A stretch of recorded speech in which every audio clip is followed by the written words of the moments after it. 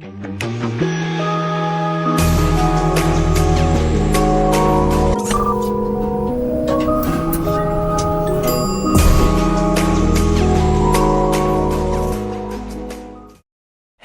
everyone! Welcome to part 2, and the final part of reviewing August releases, or debuts. On this video, I'll be reviewing the other half of 10 songs total. The first 5 reviews will be linked in the description. Feel free to leave your own thoughts about the songs in the comments, but be respectful. Let's get into it.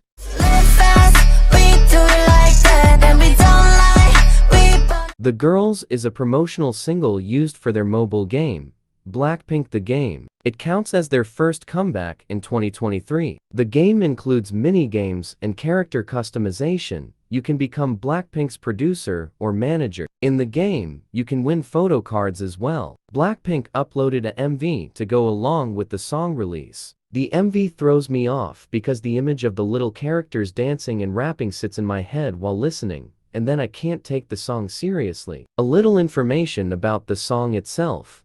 The Girls is an OST used in game. I found out The Girls was supposed to be on their album Born Pink, and was recorded around that time back in 2021. Rose and Jennie worked on the song, but eventually, it got discarded from the full album and was used for the game. The lyrics behind the track are "The girls will continue to find success, regardless of haters." Usually, I'm not a fan of Blackpink songs. I find the title tracks to be unoriginal and repetitive. I was surprised to hear the chorus have actual sentences instead of repeated phrases. The Girls is surprisingly long for an OST. Typically, I see them being a minute or a little over. The instrumental has a heavy use of Indian woodwind instruments, which seems to be common with Blackpink songs in general. In the second verse, Lisa did her lil thing with that rap. I can see the latter half of the lyrics being problematic, though. The line, "paved the way, and busted left. If we left, there's nothing left." We all know armies would attack Blackpink for saying that. Anyway, I think the song is good. You can tell it's a discarded song they plan to use because of how high quality the finished product is.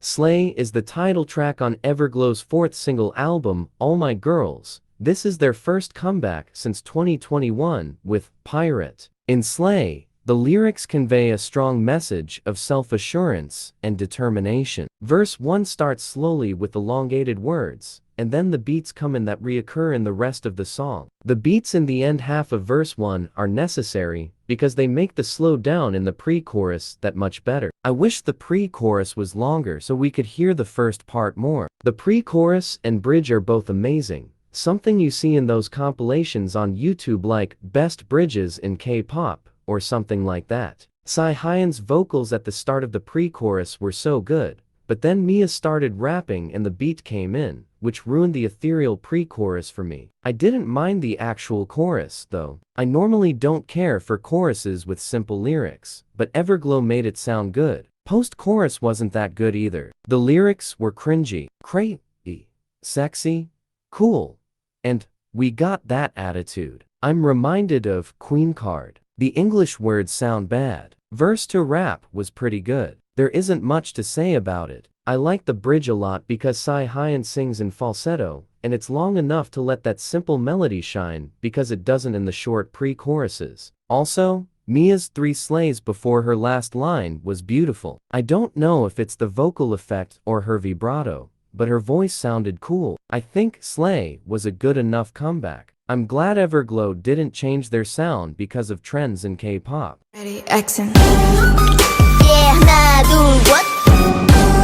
Synchronicity is X's first mini-album. The album consists of 4 tracks. The title track is Synchronize. Before the song review, I'd like to give a rundown on the group because they've had a lineup change. Earlier this year, X debuted with their digital single, Keeping the Fire.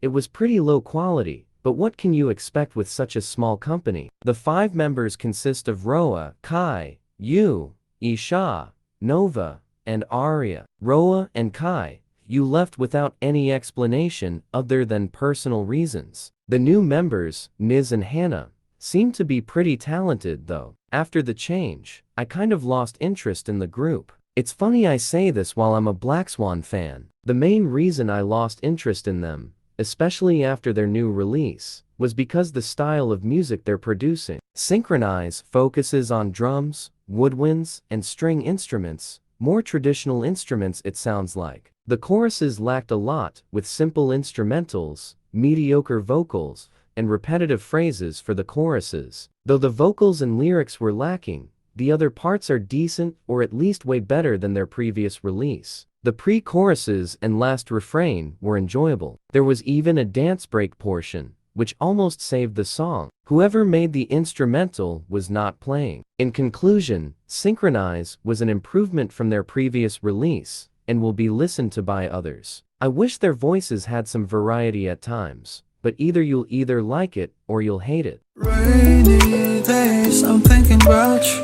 what to say. Rainy Days is a pre-release for his solo album, Layover. As described by Genius, the track is described to be in the alternative pop, R&B genre, that harmonizes vintage and unique percussions with modern drum sounds. The objective of the track is to make you feel nostalgia like an old jazz record on a rainy day. The lyrics are about reminiscing old memories from a previous relationship on rainy days. The MV also ties in that vibe of a still, empty feeling of longing for someone. The song is clearly a ballad. The whole album is filled with songs alike, with romance as the theme. I prefer Love Me Again over Rainy Days. Rainy Days focuses on the piano for the instrumental, and is overall pretty simple. Not much goes on in the lyrics, either. There are only 2 verses. The first talks about his current status while asking, "Can we go back to that moment again?" The second verse is about him explaining they can make it work if they allow him to.